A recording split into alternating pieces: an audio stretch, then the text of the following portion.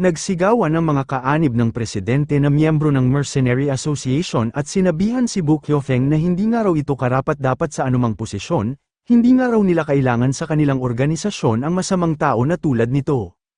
Nangamba ang mga tauhan ni Bu Kyofeng dahil nabuhayan na ng loob ang mga miyembro ng paksyon ng presidente.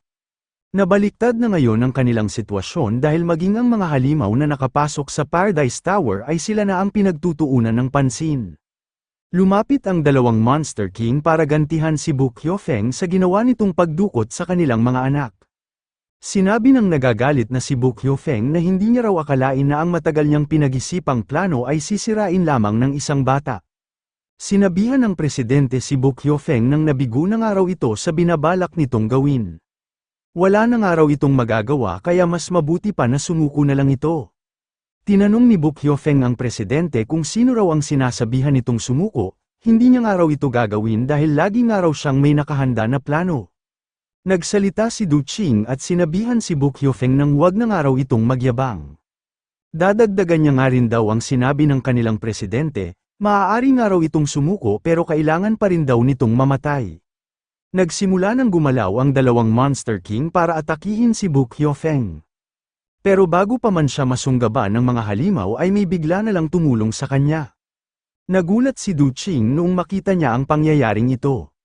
Hindi siya makapaniwala na magagawang harangan ng dalawang tao na tumulong kay Bu Kyofeng ang pag-atake na ginawa ng dalawang Monster King. Noong pakiramdaman ni Du Qing ang lakas ng mga ito ay doon na siya nalinawan kung paano nila ito nagawa. Napagtanto rin ni Xuanye na mga War God level masters nga raw ang dalawang tao na tumulong kay Bu Kyofeng. Hindi niya nga raw akalain na may mga War God pa pala itong tauhan bukod kay Chiang. Nagsalita ang isang nakatalukbong na War God at sinabi kay Bu Kyofeng na ang parte lang daw ng kanilang kasunduan ay ang protektahan nito. Kung wala na nga raw itong magagawa sa kasalukuyan nitong sitwasyon ay mas mabuti pa raw na umatras na agad ito sa lalong madaling panahon. Sumagot naman si Bu Kyofeng at sinabi na kinalimutan na raw niya ang salitang pag-atras simula nang makatungtong siya sa War God realm. Sinabi niya rin na hindi nga raw siya titigil hanggat hindi siya ang nagiging presidente ng Mercenary Association. Biglang inilabas ni Bu Kyofeng ang isang espesyal na potion na sadya niyang inihanda kung sakali mang malagay siya sa ganoong sitwasyon. Habang itinuturak niya ito sa kanyang katawan ay sinabihan nito ang buong paksyon ng presidente na paano nga raw siya matatalo ng mga mahihinang gaya ng mga ito. Kasabay ng malakas na pagbulusok ng kanyang kapangyarihan ay sinabi nito sa lahat na wag nga raw ng mga itong kakalimutan na siya si Bu Kyofeng. Kasunod ng pag-angat ng kanyang lakas ay unti-unti na ring nagbago ang kanyang anyo. Noong matapos na ang kanyang pagtatransform ay sinabi nito na wala nga raw ni kahit sino ang maaaring mangmaliit sa kanya. Nagulat si Zhou Fan sa biglaang pagtaas ng kapangyarihan ni Bu Kyofeng. Sinabi rin ni Xuanye na mukhang may lakas na nga raw itong ngayon ng isang advanced war god. Tinawag ni Bu Kyofeng ng matanda ang presidente, sinabi niya rin na dahil nga raw nabanggit nito kanina na nabigo ang kanyang plano, ito na nga lang daw ang una niyang papatayin. Sa bilis ni Bu Kyofeng ay bigla na lang itong sumulpot sa harapan ng Mercenary Association President. Nag-alala si Du Qing noong makita nito ang gagawin ni Bu Kyofeng sa kanilang presidente. Pagkalapit ni Bu Kyofeng ay agad na nitong inatake ang presidente, gustong-gusto na nga raw niyang wakasan ang buhay nito. Nagulat si Bu Kyofeng dahil hindi nito inasahan ang mga sunod na nangyari. Pagkapigil ng presidente sa pag-atake ni Bu Kyofeng ay sinabi nito na hindi nga lang daw siya basta nagpagaling sa loob ng Paradise Tower. Ginamit niya nga rin daw ang matinding lason na nasa kanyang katawan para magawa niyang makapag-breakthrough sa pagiging isang advanced war god. Inasar din niya si Bu Kyofeng at inulit na sira ng araw ang mga plano nito. Nagalit si Bu Kyofeng sa pang-aasar ng presidente, lalabanan niya nga raw ito hanggang sa isa na lang ang matira sa kanila. Habang nanunood ay naisip ni Zhou Fan na ganoon daw pala katindi ang labanan sa pagitan ng dalawang advanced war god, napakalakas nga raw ng kapangyarihan ng mga ito. Nagsalita si Chiang at sinabihan ang ating bida kung saan ba raw ito nakatingin. Mukhang habang nanunood nga raw ito sa labanan ng mga War God level masters ay iniisip rin ito kung magiging ganoon rin daw ba siya kalakas kapag nakaakyat na siya sa ganoong level. Sinabihan ni Chiang si Zhou Fan nang wag na nga raw itong mangarap pa dahil ito na nga raw ang araw ng kanyang katapusan. Sumagot naman ang ating bida at sinabi na kabaliktaran nga raw ng mga sinabi ni Chiang ang mangyayari. Siya nga raw ang papatay dito ngayong araw, gagamitin niya nga raw ang kanyang sandata na Blade of Retribution para saksakin ito sa puso. Nagtanong si Chiang sa ating bida kung tingin ba raw nito ay magagawa na siya nitong mapatay ng dahil lang sa lubha na siyang nasugatan.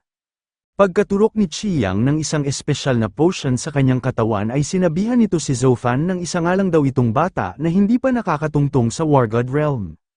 Bigla na lang lumakas at lumaki ang katawan ni Chiang noong umepekto na ang itinurok nitong potion.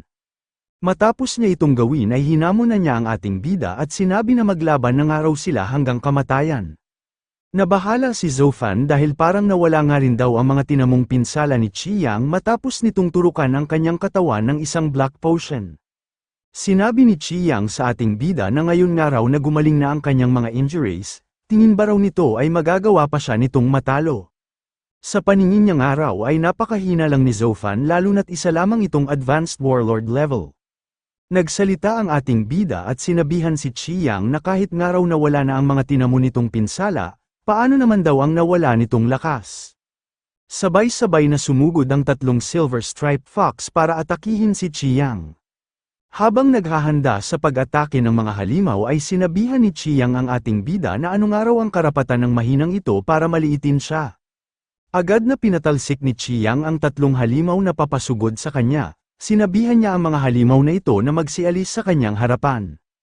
Naisip ni Zofan na nagawa nga raw talunin ni Chiang ang tatlong warlord-level monster gamit lamang ang isang pag-atake. Hindi man daw nanumbalik ang buo nitong lakas pero mukhang nagagamit na nga raw ulit nito ang 70% ng kanyang kapangyarihan. Napapaisip din ng ating bida kung isa nga ba raw healing potion ang itim na bagay na itinurok ni Chiang sa kanyang katawan. Kung isa nga raw itong healing potion ay dapat kanina pa niya itong ginamit noong lubha siyang nasugatan. Mukhang ginamit nga lang daw ito ni Chiang noong nalagay siya sa alanganin na sitwasyon at mukhang mayroon din daw itong matinding side effects. Naisip ni Zofan na tama nga raw ang kanyang hinala noong makita niya na may kakaiba nang nangyayari sa katawan ni Chiang. Matapos patayin ang tatlong halimaw ay sinabihan ni Chiang ang ating bida na oras na nga para ito naman ang kanyang iligpit. Sisiguraduhin niya nga raw na dudurugin niya ng pinong-pino ang buo nitong katawan. Sinabihan ni Zofan ang nagyayabang na si Chiang na mahihirapan nga raw itong magtagumpay sa balak nitong pagpatay sa kanya. Naisip ng ating bida na sa kasalukuyan niya nga raw lakas ay halos wala pa siyang tsansang manalo laban sa isang War God level master. Sumugod na si Chiang at sinabihan si Zofan na talagang nakakapagyabang pa ito sa kanyang sitwasyon. Huwag na nga raw itong umasa na magagawa pa niyang mabuhay dahil wala na nga raw magliligtas dito. Pagkadepensa ng ating bida sa pag-atake ni Chiang ay naisip nito na kahit nga raw wala siyang tsansang manalo ay makakaya niya naman tumagal laban sa isang war god. Mas nilakasan pa ni Chiang ang ginagamit nitong kapangyarihan pero nagawa pa rin itong madepensahan ni Zofan. Inis na inis si Chiang dahil hindi ito makapaniwala na makakayang pigilan ng ating bida ang malakas niyang pag-atake. Inasar ni Zofan ang naiinis na si Chiang at sinabi na mukhang nasurpresa nga raw ito dahil nagagawa niya itong pigilan. Sinabi din ng ating bida kay Chiang na hindi pa nga raw nanunumbalik ang buo nitong lakas, sa palagay niya nga raw ay nasa 60% pa lang ang bumabalik dito. Sa ngayon ay may stat na ang ating bida ng isang peak advanced warlord o quasi-war god realm. Isa man itong warlord pero nagagawa na nitong gumamit ng mga war god level sword technique na gaya ng flaming sword power. Kasalukuyan ding nakalagay sa kanya ang kapangyarihan ng Battle Territory Resonance na ini-activate nila ni Nia Xuanye. Ito ang lahat ng dahilan kung bakit kahit isa palang peak advanced warlord si Zofan ay nagagawa na nitong tumagal at pigilan ang pag-atake ng isang war god level master. Sinabihan ng papa-ataking si Chiang ang ating bida na kahit nga raw hindi pa nanunumbalik ang buo niyang lakas ay hindi pa rin daw siya matatalo ng baguhang gaya nito. Sa lakas ng pag-atake ni Chiang ay nawasak na ang pwesto na kinatatayuan ng dumedepensang si Zofan. Naisip ng ating bida na tama nga raw ang sinabi ni Chiang, kahit nga raw ginagamit na niya ang kanyang mga trump cards ay napakalaki pa rin ang pagitan ng kanyang lakas sa isang war god level master. Mahihirapan nga raw siyang matalo si Chiang kahit pa nabawasan na ang taglay nitong lakas.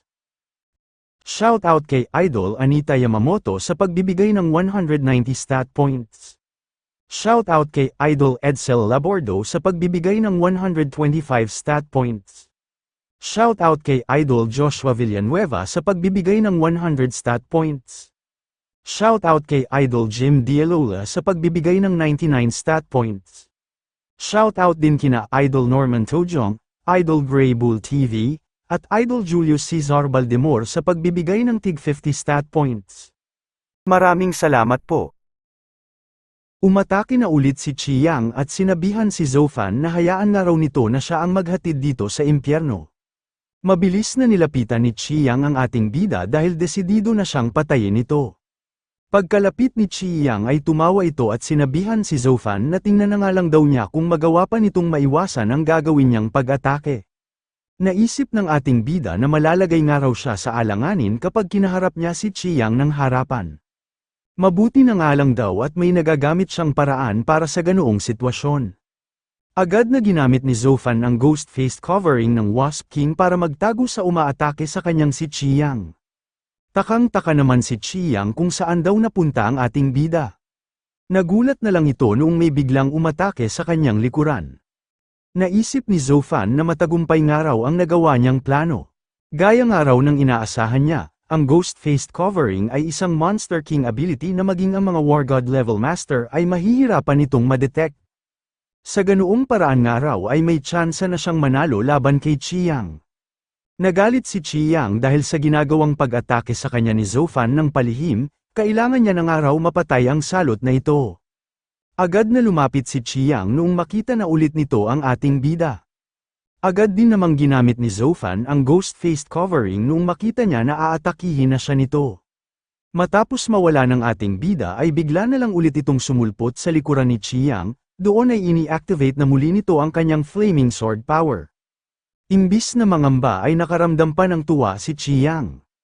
May mga lumabas na itim na bagay sa likuran ni Chiang habang sinasabi nito na hindi nga raw siya tanga para gumana ulit sa kanya ang huling pag-atake na ginawa ng ating bida.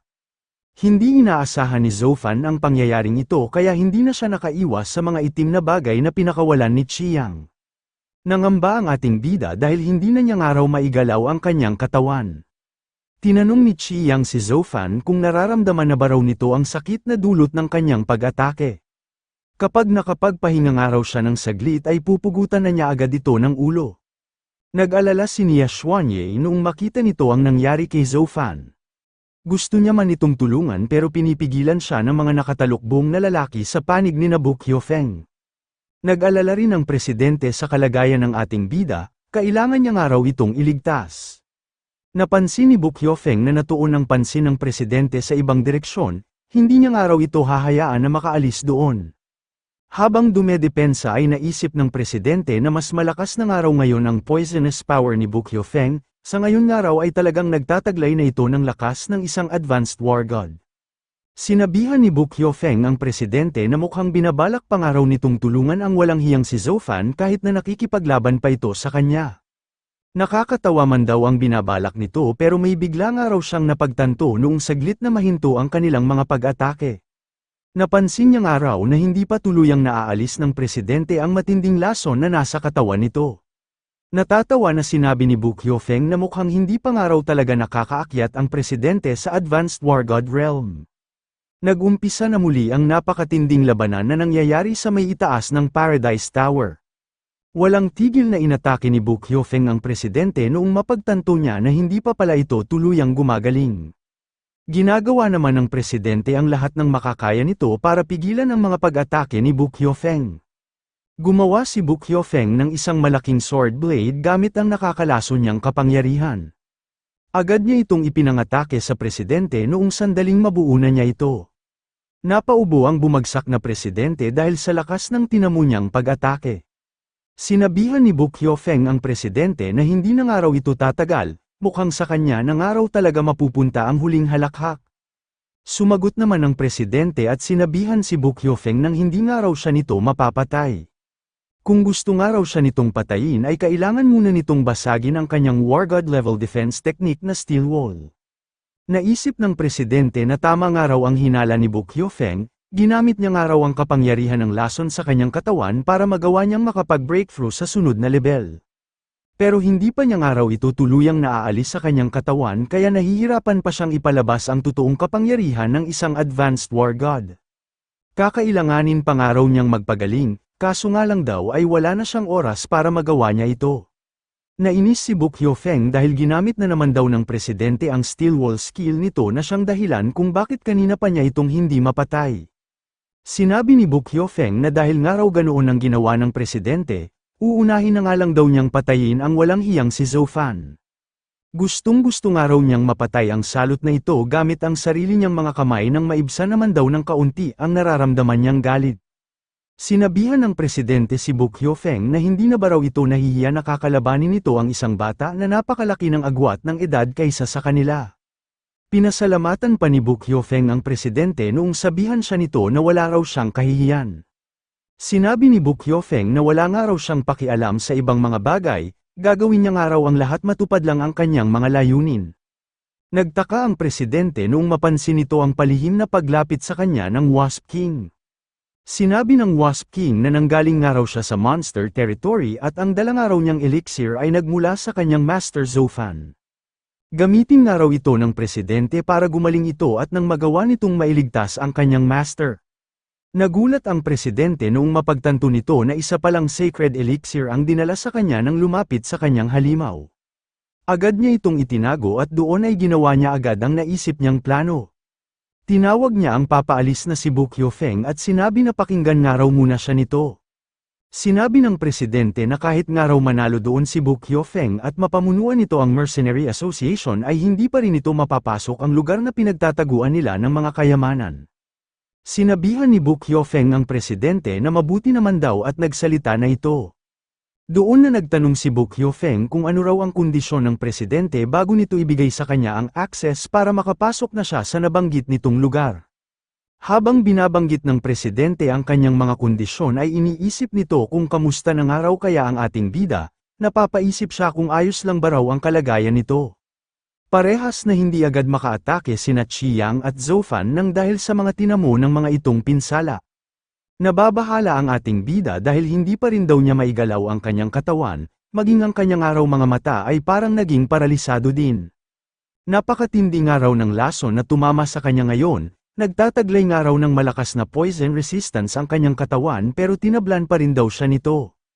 Naisip din ng ating bida na hindi na nga raw siya nakatanggap ng tugon sa kanyang war god system, napapaisip siya kung ito na ba raw talaga ang kanyang katapusan. Lubos na rin ang panghihina ni Chiang nang dahil sa side effects na nangyayari sa kanyang katawan.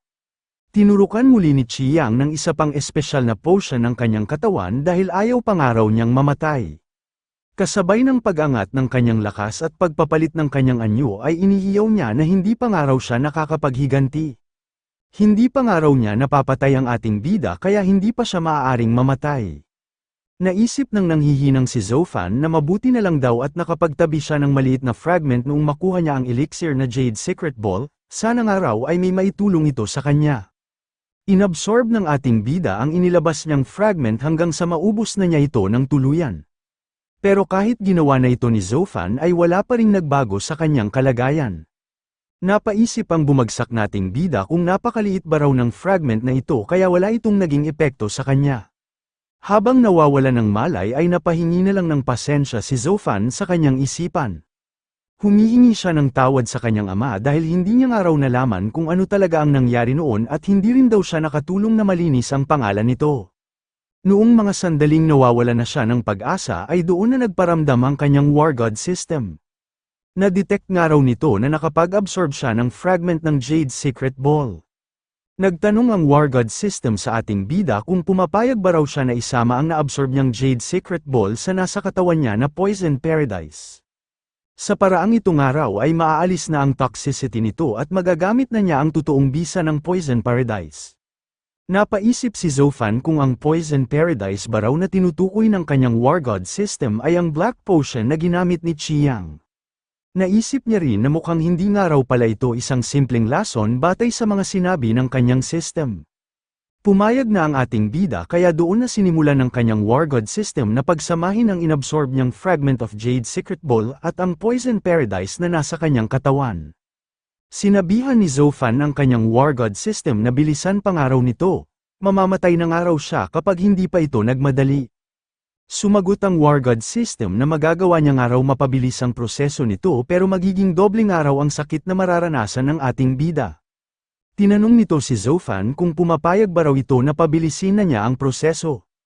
Agad namang sumagot ng oo ang ating bida, titiisin na nga lang daw niya ang sakit kaysa naman daw mamatay siya. Pumayag na ulit si Zofan kaya doon na pinabilis ng War God system ang proseso ng pagsasama. Naisip ni Zofan na talagang napakasakit nga raw nito, nangangamba siya kung posible ba raw siyang mamatay ng dahil sa sobrang sakit na kanyang nararanasan.